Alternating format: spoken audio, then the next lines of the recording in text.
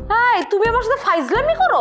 মানে ইনাই বিনাই তুমি আমাকে বিয়ের প্রস্তাব দিচ্ছ? তোমার উদ্দেশ্য তো আমি বুঝছি, তোর মতলব তো আমার বুঝা হয়ে গেছে রে বৌদি। এই তুই ফোন রাখ। এই তোমার ব্যবহার তো খারাপ কেন? হ্যাঁ, ব্যবহার ভালো করতে পারো না? ব্যবহার এই বংশের পরিচয়, বুঝছো? আমার নাম কিন্তু বদিউজ্জামান বদি। তোমার মতন এরকম মাই আমি 2 টাকা দিয়েও গুনি না।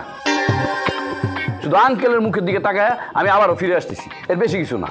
এই তোর ফিরে আসতে হবে না, তুই যেখানে যাইতেছস ওই দিকেই যা, ভুলেও তুই মাথা ঘুরাবি না। তুই যেখানে যাইতেছস ওইখানেই যা। রাখ ফোন তুই।